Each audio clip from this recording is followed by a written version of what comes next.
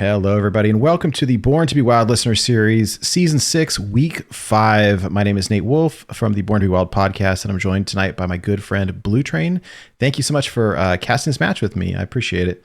My pleasure.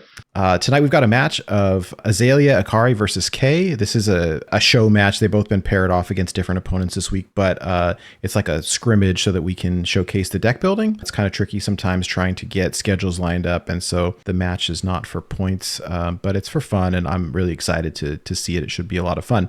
For those people watching who may not be familiar, the Born to be Wild Listeners series is a weekly Wild Hearthstone tournament series with different deck building restrictions each week. We'll get into those restrictions in just a moment. This tournament series is played in the Conquest format. Each week, players submit 4 decks consisting of separate classes. Classes and deck lists are hidden until after the weekly submission deadline. Once classes and deck lists are revealed, players have an opportunity to review and ban one of their opponent's decks. Band selections are hidden until both players have submitted their bans, at which point they are revealed. In the Conquest format, when a player wins with a deck, that player must then move on to a different deck. The losing player may switch decks, but is not required to do so. The victor is the first player to win matches with all 3 decks. As I was saying a moment ago, there is a lore component to this season. The theme for this season is the Lich King, right? The March of the Lich King. We are now in week 5, which is called Clash of the Titans. So here is Lore Master Goliath the Dwarf with this week's lore segment. After an assault on the Lich King by the Demon Hunter Illidan Stormrage, Arthas rushed to his master's rescue and drove the Demon Hunter's army back. Claiming the Helm of Domination, the fallen prince merged with his master and became the new Lich King. All right. So with that in mind, this week's challenges are as follows. The primary challenge, rush to the master's rescue. Each deck must contain at least 8 rush minions. The secondary challenge is that each deck must contain at least 6 cards from the Knights of the Frozen Throne expansion. And other rules, each player must bring a Demon Hunter deck. It cannot be banned. Finally, our continuing challenge here, the Scourge grows. This number of undead has increased each week as the Scourge continues to grow.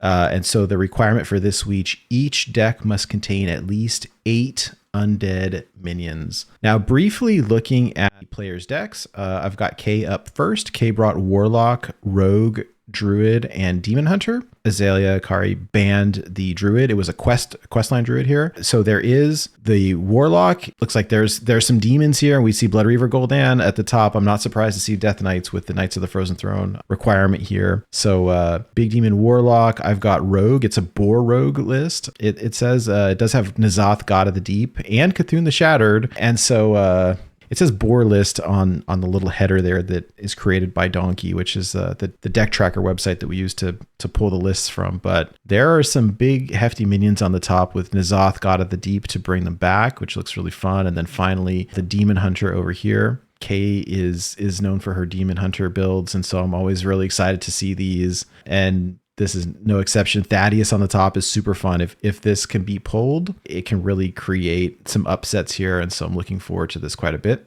And then switching quickly over here to AzaleaAkari's decks, Paladin, Warlock, Hunter, and Demon Hunter. And Kay banned the Hunter deck here. So Paladin, Warlock, and Demon Hunter, looking to see here the rush cards, of course. Animated Broomstick is one of the best rush cards, right? Bone Mare, there's a card that I haven't seen in ages. Let's see here. It looks like there is some hand buff stuff going on, right, with Alliance Bannerman, and I've got the Argent Horse Rider, some of the classic cards that you would normally see Crab Rider in that list. On the Warlock, this looks like kind of what I expect to see from your classic Knights of the Frozen Throne, Death Rattle, Demon sort of build with the Void Lords, Mal'Ganis, Dreadlords with Blood Reaver Gul'dan on the top end. Again, the Hunter was banned in the Demon Hunter list. Looks like there's some artifacts in there, right? So I've got Zymox on the top end, Bone Mare, Fel Barrage. It looks like so we've got the relics thrown in there. It'll be really interesting with the listener series decks. It's kind of a grab bag and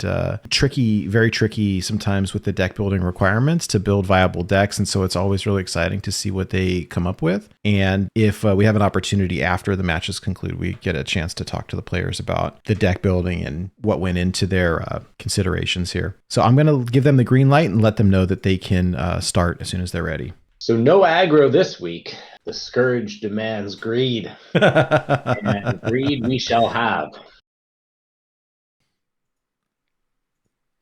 Get the sound back on for you. Here we go. All hands on deck. Your soul shall be mine. All right, so it looks like we've got that Warlock, heavy Warlock against that interesting hand buff-ish like deck. So this should be an interesting matchup.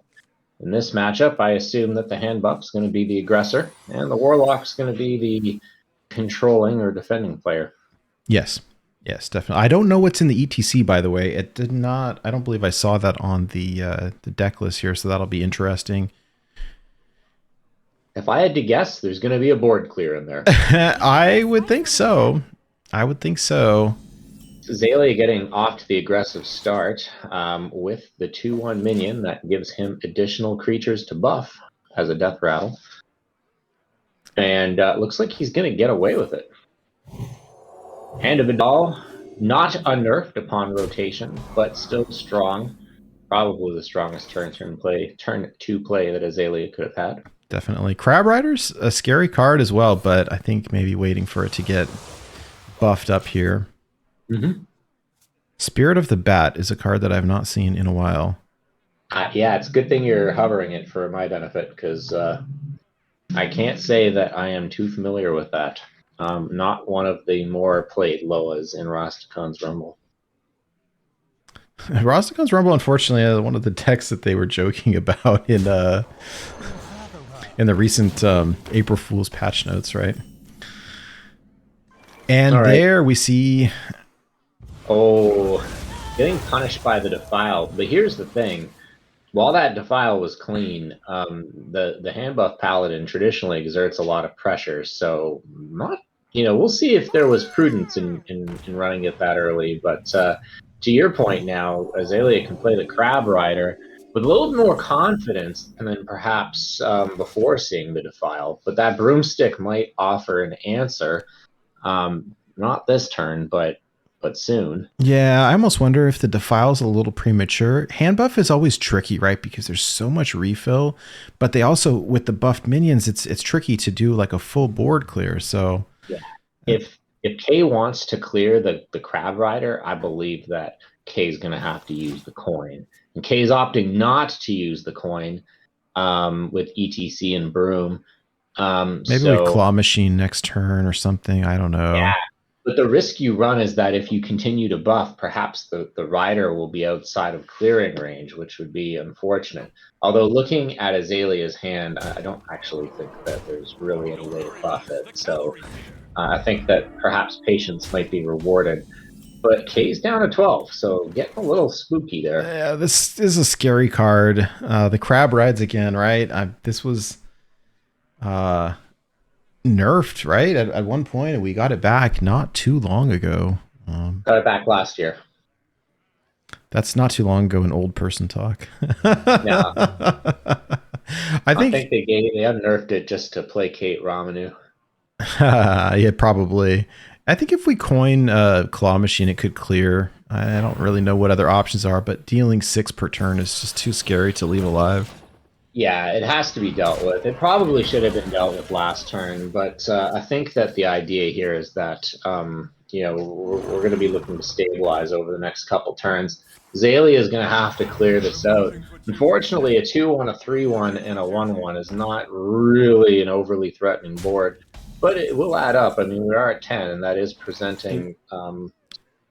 this Hollow Abomination is going to clear the board, I think. Right? Yeah. Yeah.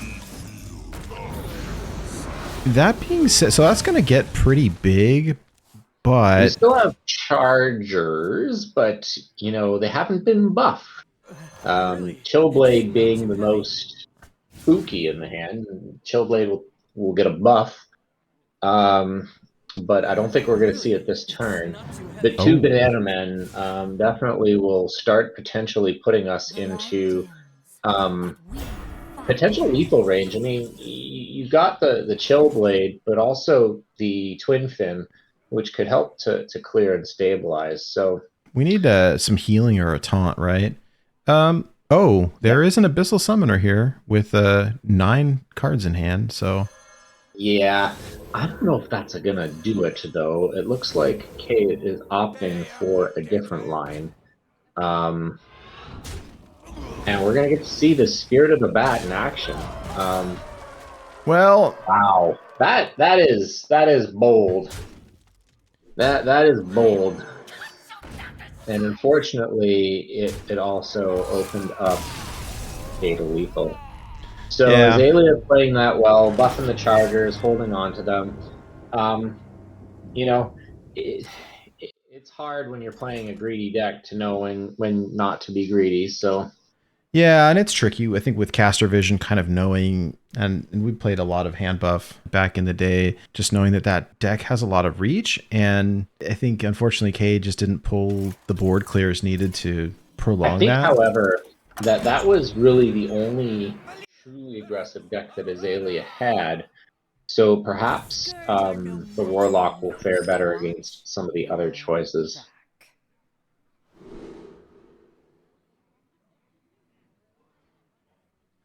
All right, so this match we've got is AzaleaAkari on the Demon Hunter and Kay on the Rogue.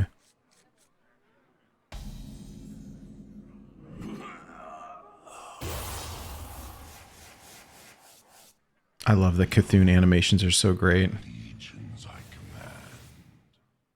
Prince Melchizar is a demon. That it is. That it is. Yeah, and some of our requirements for these matches, they get a little interesting, and sometimes it forces us to build some suboptimal lists, but they're fun. All right, what is this? We've got Toggle Idle Scheme, so choose a minion, shuffle 2 copies of it. Spirit of the Shark. I actually really like the Murlocula. I've been playing a lot of even Demon Hunter with it in. So AzaleaAkari is running the Relic Demon Hunter build here. Yeah, and getting the key location down on curve is pretty desirable. Again, you know, Azalea having a pretty nice low curve. Kay having a bit of a heavier one. So it really comes down to can Kay stabilize? Can Azalea keep Kay off balance long enough to secure the second win? Yeah, it is a little bit of an awkward hand here without minions on board to target, and dropping the Nerubian, what's it called? Nerubian Unraveler? Nerubian Vizier on curve instead of for its discounted mana cost, but just to get something on board. I think that makes sense too. Yeah, I think given the matchup here, I think that Azalea recognizes that they need to stabilize. They need to rather keep from K stabilizing. Yes, which yes. is looking more possible each turn. Murlocula gonna stall nicely. Well, I think it would, except this. I think this relic is gonna do some damage to the Murloc because it'll trigger twice, right? Yeah. God, those sound effects are so funny. And yeah, Kay typically I know she enjoys the control builds more. And it can be tricky sometimes when you don't draw right into an aggro deck. A little bit tricky here. That being said, I think that is a nice pickup. And those Kay having 2 of those Rush Wind Fury minions is going to be cleans house very nicely. Yeah. So unlike the Paladin deck, the Demon Hunter deck's a little grindier and you're gonna struggle a little bit more. Metamorphosis, which never got unnerfed, coming down, and we'll clean up that Wind Fury minion nicely. But I think that...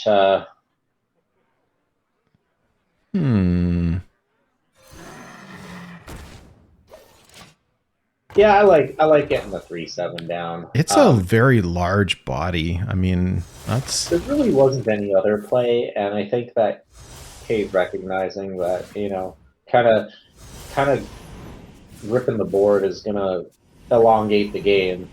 The game getting elongated means more Cthulhu things happen, more value gets generated, and well, more hurt on Azalea. Yeah.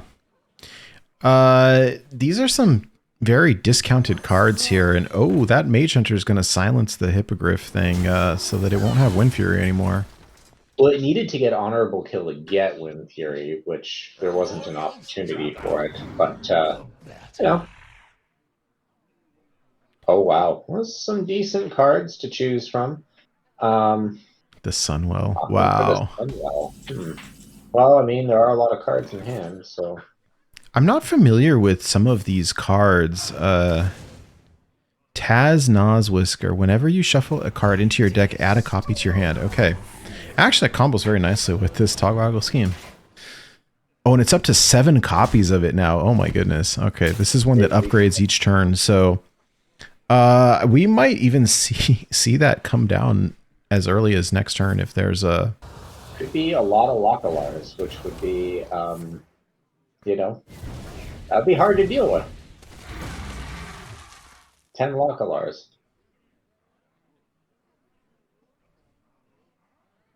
I would love to see that. Well, you may just get your wish. You know, it's turn 7. Both players are still in the 20s. We're getting on there. And Azalea is having to use the Sunwell to fish. Look for some cards. My favorite Pelican Diver. Beast Hunter staple. All right. Oh, that's a nice pickup. Yeah, we didn't get the value off the Roll the Bones, but cycling seems good. I'm gonna opt just to get the Body of Cthulhu down. I think that's probably good. It is unfortunate that the Pelican Diver will be able to basically clear 2/3 of its health. It's a pretty asymmetrical trade. Well, there's a very discounted Bone Mare sitting in hand as well, so... That still will kill the Pelican Diver, though. True. In fact, this is probably, you know, I bet Kay's liking this because there's more value. Well, yeah, and we've seen two of the Cthulhu cards played with one more in hand. So, I mean, there's still 26 cards in the deck, but it's one closer.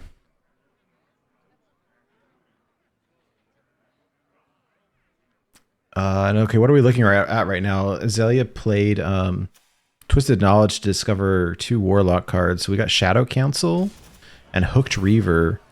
Shadow Council being replace your hand with random demons, your entire hand. That would be really interesting. Although I don't think... That's kind of scary. Demons aren't known to be of the most consistent quality. There are a lot of stinkers. But that's they're all going to get bigger. They won't keep the discounts though, right? Yeah. Gets patches, which is now a demon, so able to fill out the curve at a 3/3. Some really good ones in there, actually. Strathavar, Illidari Inquisitor. Oh, that's a good one. There's some okay ones and some kind of not okay ones, but I think that Kay's gonna struggle. I mean, what we're lacking in quality, we're gonna make up for it in quantity. Yeah, and they're all buffed as well. We're just going for the Inquisitor. I mean, that thing's just a menace, right? Like, it's gonna be a lot of... Actually, is that lethal? No, not yet, but not yet. But we're down to 5. That Inquisitor high roll. yeah, I mean, it's gonna get picked off right now by the Localar, but And are you going to see your million localars? It's starting to look like it. Don't know. Nope, guess not. But Smart to play the the totem that gives us a taunt. Although, again, these demons are probably going to be backbreaking at this point. yeah, I think with having the buffed health, really offsets the random factor. That, like you said, I think what. No, I think Azalea just got some good demons, but yeah, it's it's the quantity that's gonna be hard to deal with. I don't really see how we deal with it. Yeah, unfortunately, I don't really see it either. I mean, you can run the totem Goliath in to make some totems that will buy you a taunter, right? But I don't think that, unfortunately, it's kill the 8/7, so I mean, we'll just be able to trade the 2/3 into the taunter, and then the 8 goes face, and that's all she wrote. yeah. So unfortunately, I think that unless I'm missing something, I don't think that there's going to be any real. Oh, okay. So we're going to get some extra copies of the taunters in hand. We'll be able to play another one, which hypothetically would give us 2 taunts. Oh, I didn't realize we got him in hand. Oh, wow. Yeah, because of the minion, the 6/6. Wow, we got a lot of them in hand. That was a very heads up play. This could potentially buy us the turn that we need. Well, there is a Relic of Extinction here that could randomly. A thirst beyond death. Yeah. We also have a Rusher, which is probably just going to do it, unfortunately. No need to go with RNG, just 8 to the face to get to a 2-0. Again, Azalea taking the aggressor role. I really liked that play by Kay, though. I think that was really heads up decision making under a lot of pressure. It was the only out.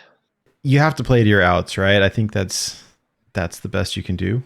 I think we've learned throughout the seasons that the aggro decks usually can just get underneath the more control decks just because they're so fast and they're not so draw dependent. Always love seeing Kay's Demon Hunter builds. They're very inventive, and I've lost to them a number of times. So I'm excited to see this in a relatively low curve here, which is going to be needed. Azalea got a good low curve too, but 2 cards that generally we don't want to see play that early with Expired Merchant and Tamsin. And looks like Kay got some good early game defensive tools as well. So I think we've got a match here. It's funny because it almost seems like the roles have been reversed. Right. But Azalea is going to go for that Expired Merchant and get many Malganises, potentially. Oh, there's the on-curve Vandar. Oh, love it. Love it, love it, love it. Oh. Unfortunately, it's going to be 2 Malgani back in hand. If that's the right plural. You don't pluralize names. So Malganises would be, well, that is a Vandar on curve. and that is the best time to play Vandar, or so I'm told. So with the Hand of Gul'dan, turn 6 is going to be raunchy. I love it. And at full health on turn 4, it's looking like that's going to happen. Azalea got the Void Collar, though, with the Malganises in hand, so got a game. Azalea using the coin just to not overdraw. And next turn is the big one, right? Like, we might... Oh, the Skull of Gul'dan is going to be juicy, right? Between the Skull discount and the Vandar discount, this could be a gruesome turn. Although there's also the Brutal Abomination. Oh, and that would... Island, excuse me, misread that. Wow. Going for the big skull play and looking like we're getting rewarded. Wow, with some juicy cards. Well, I think we want to go face because we don't want. You never pop the void collar, right? No, it's always a mistake. Yeah, it's never worth the risk. Too much bad stuff comes out. Yeah, in case all the Mal'Ganuses. So,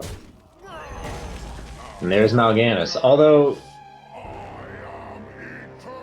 maybe a blessing insofar as that it can be dealt with, not protected. Yeah, it can be dealt with pretty easily. Oh, that makes it even easier. Oh my gosh. Illidari for 2 is hold on, is this lethal? Right? If I play Illidari and I play the Bone Mare on the Illidari, and I can kill the Mal'Ganis, and then I can attack face for 12, that's lethal. Man, holy cow! Handbar on curve, like, just absolutely ended it. Oh.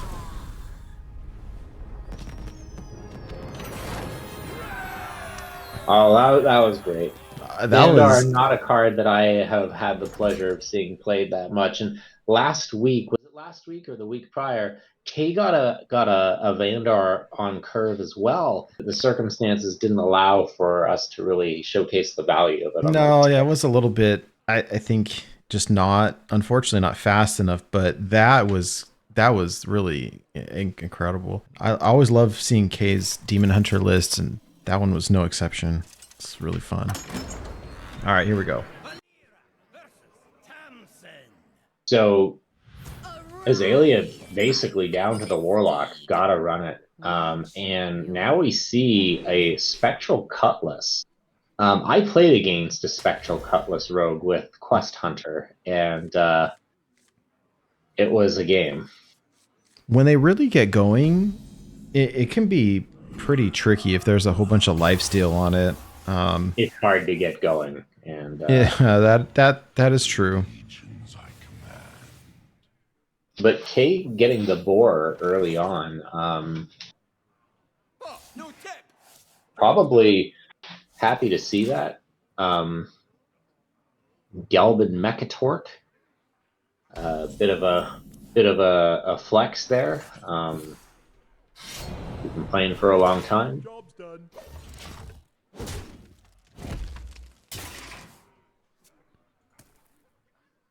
I'm gonna check the audio. We should be okay. All right, cool. I think we're all right. All right.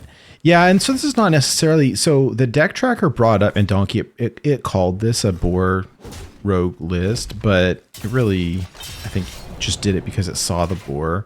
There's a number of Death Rattle cards in this list, including, I think this was the N'Zoth build, right? So we see the Murlocula, and I've got the control stuff with the Eye of Cocoons. I don't think the audio is working, Nate.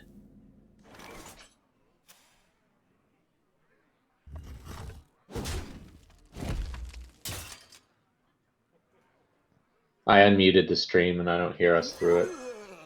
Job's done.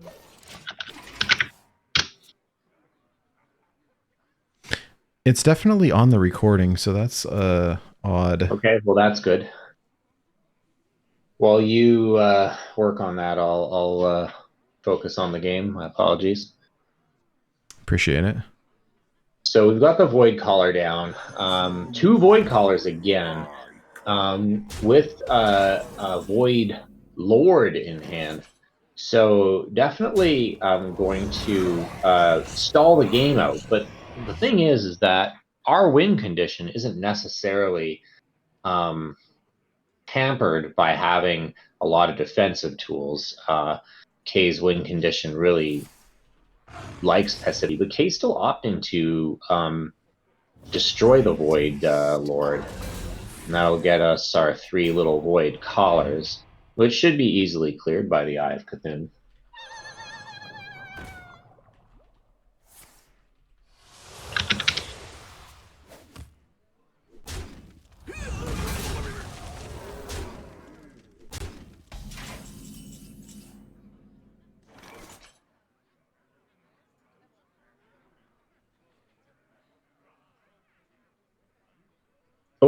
Did I lose you, Nate? No, there we go. So Kay is gonna get the board clear with the Heart of Cthulhu. The Void, nothing coming out of the Void Collar, which is a blessing. And this game marches on. The Rush Poisonous Murlocs are kind of scary, but I think that, oh wow, we're just going full Cthulhu here. And that represents 3 of the 4 Cthulhu pieces. That will net us Cthulhu the Shattered.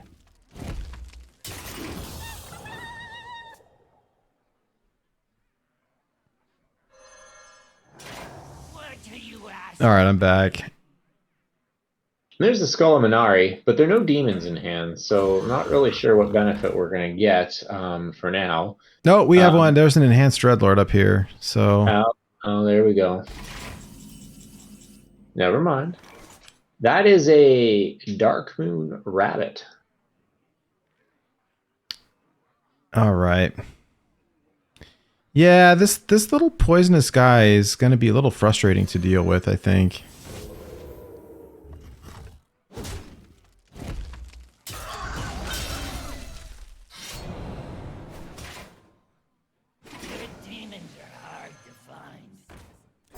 Yeah, that's kind of backbreaking to try to deal with a 5/7 with taunt. It is, but you know, we have other win conditions with Cthulhu the Shattered and the Boars, so I'm not that concerned. Okay, now I'm concerned. That Sense Demons gave us 2 really nice demons we're going to cheat out. And Azalea saying, nope, I don't care if my own board gets mauled, I'm gonna clear the shark off. Yeah, so, and I don't necessarily blame them for that, because the shark can really cause some headaches. That's for sure. This just wait till I have 10 mana. This Dark Moon Rabbit is gonna be difficult to deal with, but I think we're going to see a Mal'Ganis. Well, there's like a 50% chance, right? This is better. Like, now the Mal'Ganis, when he comes down, will be protected by the taunt. And Azalea basically saying, I'm not even going to wait for next turn to get the value. I'm just going to slam it. Nope, opting to not play it. Gosh, you know what, though? I wonder if, like, it seems... I think I might want to drop it, and then if for whatever reason the board gets cleared, then a thirst beyond death. You've got the Gul'dan to bring it back, but a thirst beyond death. I think Azalea's pretty comfortable in waiting the extra turn. Yeah, well, this is more conservative. The Dreadlords are just breaking back. I think that we're going to need to see probably that rabbit come down. It won't clear everything, but it will certainly clear the majority. The question is, do we face tank the 3/1? And the answer to that is we do. So here comes the Mal'Ganis, and that's putting us dangerously close. Not quite there yet. I don't think this is going to do it, though. Although coming back from this is probably impossible. Yeah. Yeah, and we got the chompers. This is just... The N'Zoth will bring back the rabbit, but it'll clear too, and it's the hero power. Oh, it brought back the spirit of the sharks. Oh, interesting. Because it's a beast now. It's an undead beast. Okay. And I think that's going to do it for the series. So 3-1 for Azalea. Decks were very balanced and put up a lot of pressure. Didn't give Kay, unfortunately, the chance to realize the combos that they had been looking to play.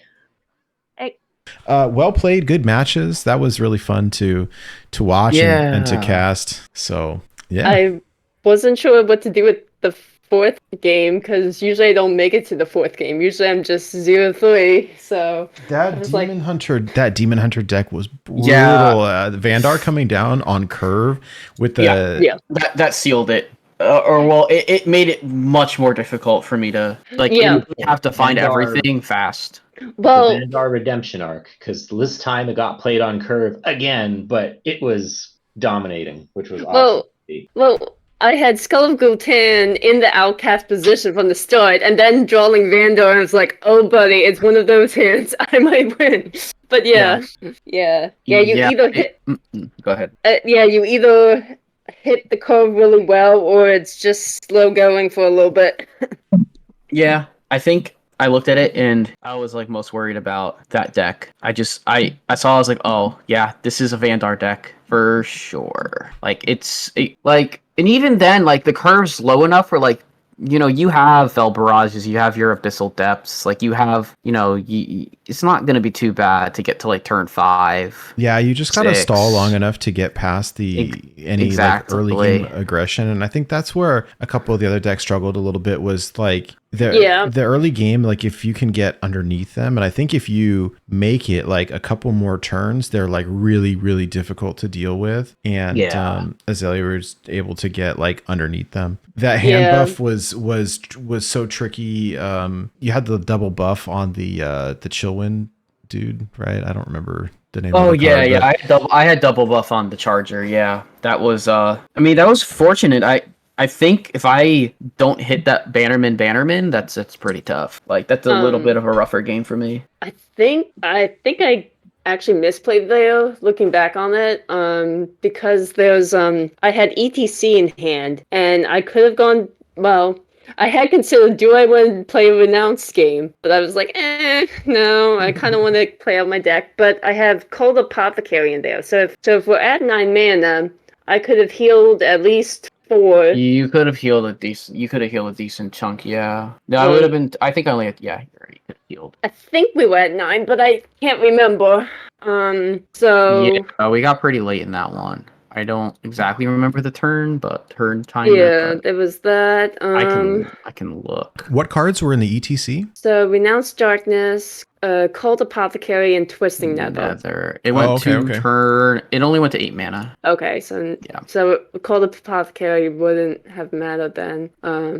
Because like ETC's 4 and then Cold Apothecary's 5. So so I could have renounced Darkness, but it's just like I don't know. Mm-hmm. Like sometimes I feel like risking it, other times not so much.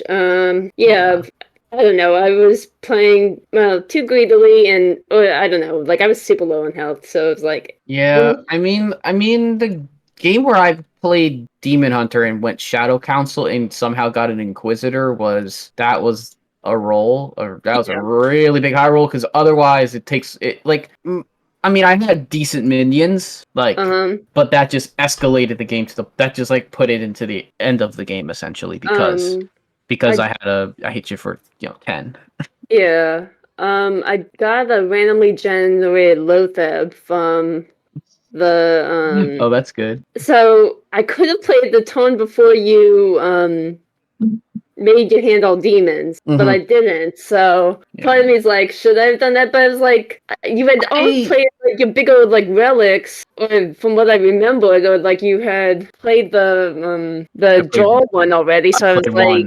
I played 1 and I had a discount, and I did have a discounted 1 in hand. Yeah, so I was like, I don't know if the Lotheb really does much here. It made me waste an entire turn if I wanted to play it, but I had enough minions where I would have outlasted the Lotheb turn. Yeah. Yeah. You got some pretty decent minions from that. I really did. The demons that you got, like there were a couple of stinkers, but most of them were really good, especially considering they all got buffed. It's like, yeah, the buff was relevant. Yes, it definitely was. Yeah, that was. I don't know. I enjoyed it like that. Like I enjoyed the match. I had fun playing.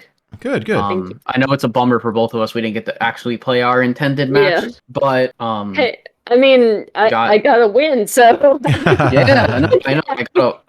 That was like, I was kind of I'm sweeping hope that I'm definitely sweeping hope that I can get there. It looks like I have a good shot at playoffs based on the results. Yeah. but I'm not sure. I haven't seen, like, I'm at 15 points. Yeah. So it's close. There's one more day. Yeah, the rest of the matches for this week should be in tomorrow, and then we'll have all the scores ready on Sunday. So yeah, good luck. It'll be fun. It'll be fun for sure. Mm-hmm. Any thoughts this week on deck building? Is it getting harder with the Scourge requirement going up and up and up?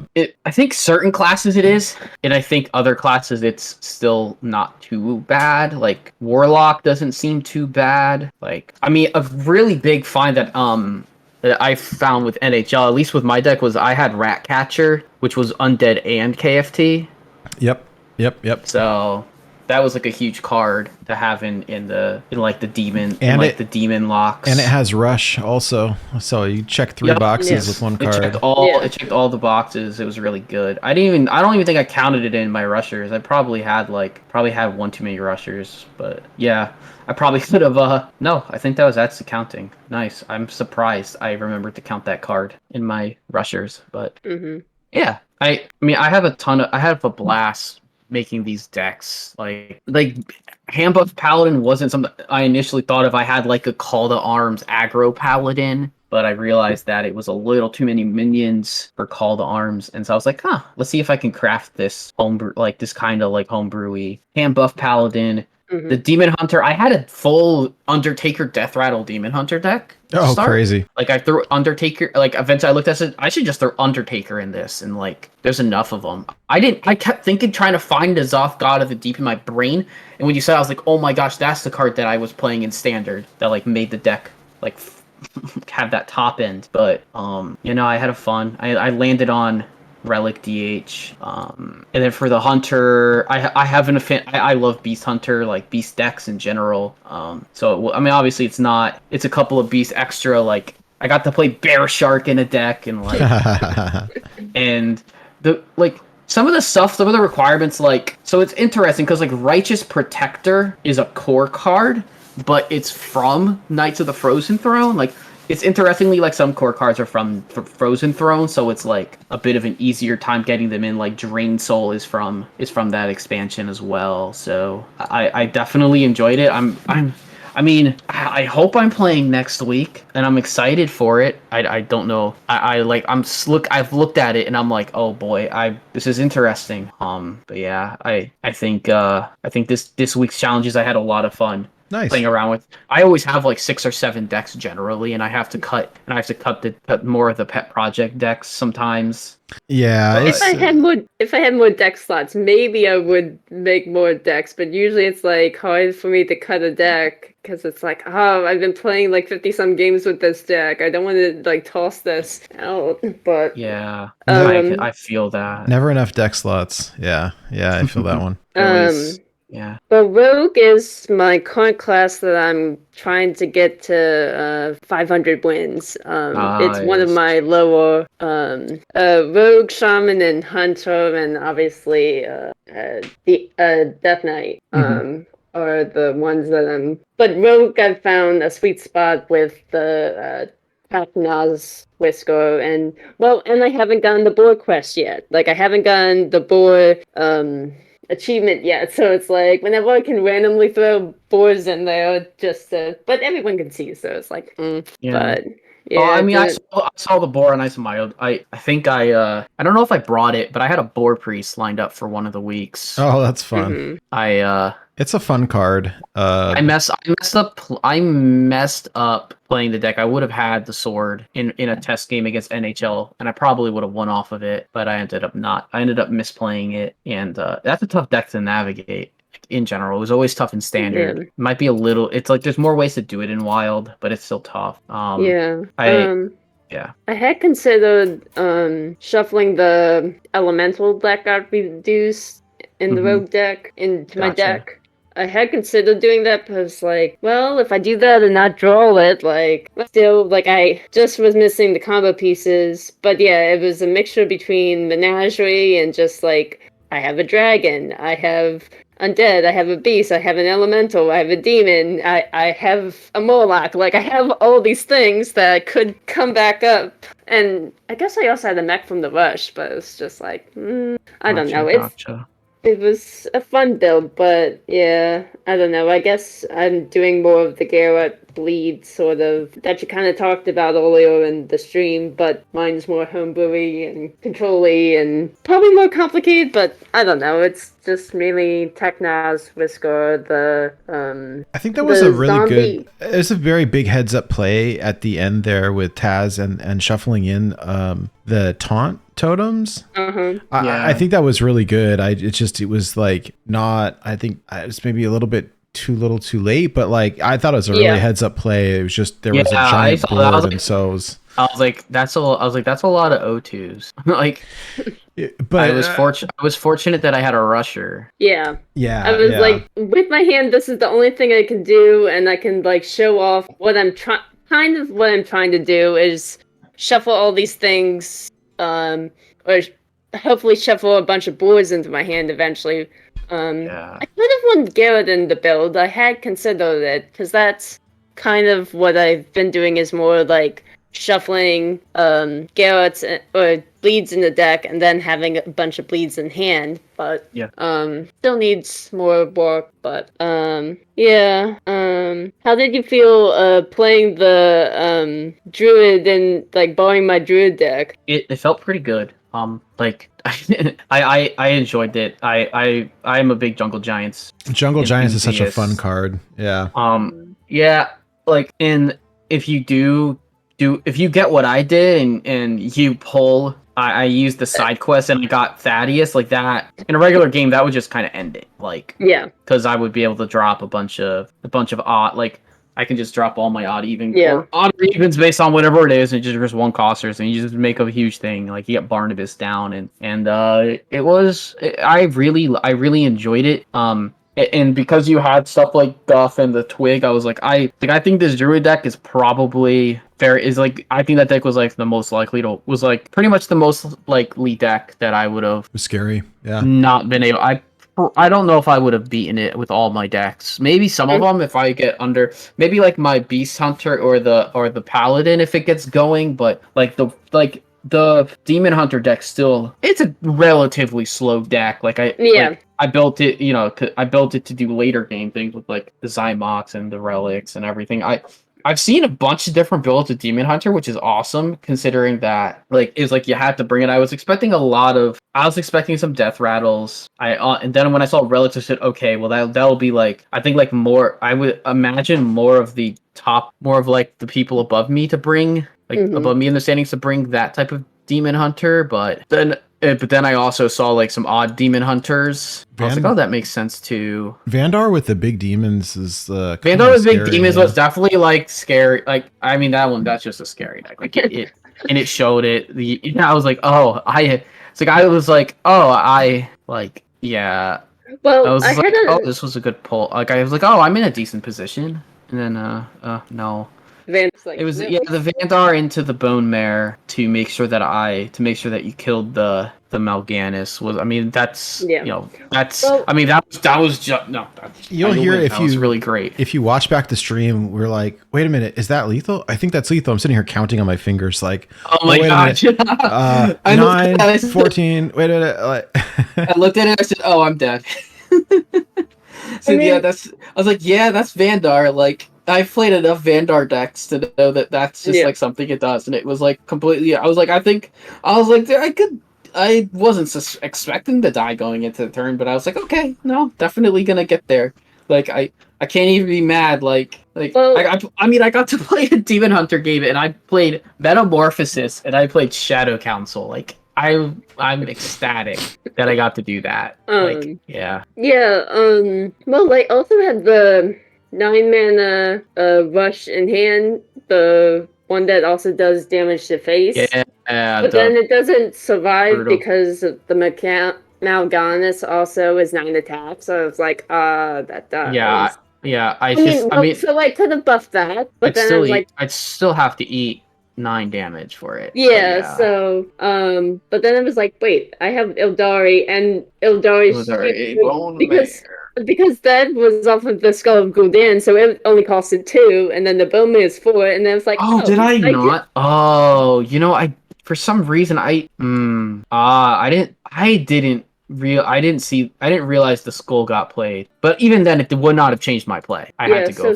I had to go for. Skull on curve was pretty crazy. Yeah, for some reason I didn't like realize it in my brain that it happened. So like that was like. So I think that the Illidar Inquisitor was like ended up being like 2 mana or something. Yeah, so there's 2 mana. The bone move was 4 mana, and then we're at 7 mana, so it's like I have 1 attack, and it's like, oh, that's lethal. Yep. That was lethal. That was, I did not. I have. I will say that's the first time I have lost that late, but that's absolutely like that's what makes this stuff kind of fun. Like you get to have interactions and see cards you don't usually see. Like I think throughout this entire season, Nerubian Vicier has been like such a clutch card because like it's good. It can generate stuff. Yeah, the random factor is always a little bit scary, but like.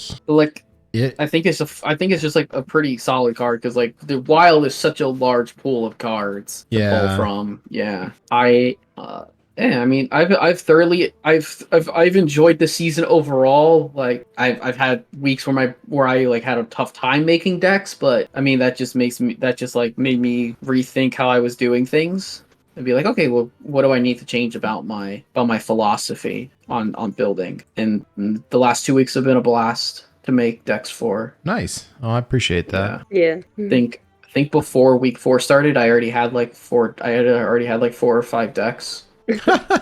So. Oh, that's great. Well. Yeah, but I made them on Saturday after my match with Hydra because I was not happy with my performance. So I was like, might as well make next week's decks. Yeah. Yeah, after my matches, when I generally start making new decks, unless I have like a favorite deck from the previous league, then I'll like save that one as long as I can. But for the most part, make new decks right after the match, unless it's like really late at night or something. But yeah, I mean Nate saw last week I built 4 Reno decks last week.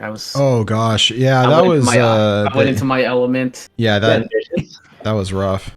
Oh yeah, they're Reno decks, but I still I felt it was hard to come back. I think with the Quest Hunter, I think I had you down to like 4 health at one point or something pretty low. And it was like no. Yep, that was tough. You had me on that one for sure. I was like, oh, I'm gonna die here. There was like Reno. I was like, I was like, I think it was like a pretty low. My deck was getting low, but I still think like, obviously it wasn't a 50-50 to draw Reno. So I was fortunate that game. And I was able to finish. I was able to get the win off of that. But I mean, I think a great season. I think like the challenges in the regular season were all quite interesting. They made me think every week, and like I had to redo decks a bunch of times once I figured out this might not be the best stuff, might not be the best one to bring. Like maybe there's some other version that I'm more comfortable playing or that I just kind of want to play. Like week 1 I brought Questline Paladin because I thought that was awesome. Like I brought a Questline Mage against Hydra like 2 weeks ago because I thought that'd be pretty neat. Like I think it allows you to. This series allows you to be creative. That is more than I can ask for from. I appreciate that. From Hearthstone. Because playing at a legend level at WoW, you just kind of play the decks that are good. Right? Yeah, unfortunately, you can't. You don't get the opportunity to be quite as creative if you're really trying hard to win matches or ladder up, but so this is a way of competing with some creativity. So I don't know if I'll ever make it to legend, since I'm more of the creative control player over here, but I mean I'm platinum because of DH. But definitely, I would say legend is achievable by most decks. I think competing for like 11x. Yeah, I guess competing for like 11x and like being top X 100 is where it gets tougher for sure. Yeah, I have to somehow fall in love with aggro decks, and I haven't really played much aggro. I mean, I played aggro when I first got an account, that would have been, I guess, right before like League of Explorers came out. I I wasn't in beta, but some like a month or so before League of Explorers came out was when I started. But then I didn't.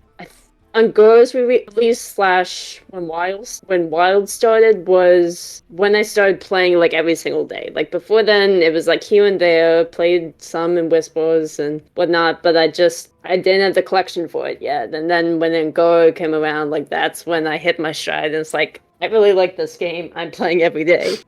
That's fun. But yeah. Well, friends, thank you very much for letting us stream your game. I'm sorry that your opponents didn't submit this week. That's unfortunate, but I'm glad we got to get a little like a showcase scrimmage match here. It was really fun to watch, and we had a blast, and I really appreciate you letting us stream it. So. No You're problem. welcome. Thanks for letting us play. Absolutely. Yeah. And best of luck in continuing on. I guess we'll see where the points add up in a day or two I here. don't think I make it. I think I'm just shy of it, or I can't. I don't know. I might be missing. I don't know. I was looking at it, the standings. I was like, wait, shouldn't I have more points here? But I don't know. We'll double check because we've got we're kind of been tinkering with the spreadsheet on the back end, trying to automate a couple of things that Yeah. and so we need to double check it all, which we'll do on Sunday to make sure that it's all accurate and Sounds good. everything. So we've got multiple people like all working on it at the same time, and so sometimes we got our wires crossed a little bit. But I think I'm just shy. I think there was like multiple other people that just had were 8 or so more people in front of me that just had more points, and I'm like, I think I'm just shy. oh, bummer.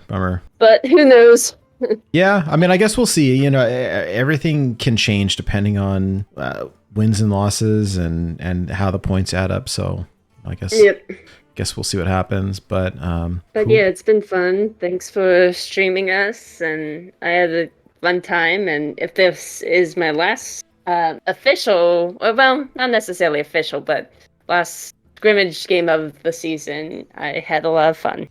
Well, I appreciate that, and yeah, I mean, we'll see. Our goal is to try to stream one each week, and it's kind of the last few weeks has ended up to where like we haven't been able to showcase like actual matches because the timing hasn't worked out for people. But doing scrimmage matches is fun too, just to showcase like the challenge. And so, I mean, I think there's still going to be even like regardless, I haven't looked at the standings, so I don't know where I'm at either, but depending how things go, we may still need scrimmage matches or play partners or anything like that. And so there may be other opportunities, and we'll keep putting these on as long as people are interested in playing. So we'll try to keep coming up with interesting challenges and very good friends. All right, well that is pretty much a wrap for us tonight. But again, thank you all so much, and no problem.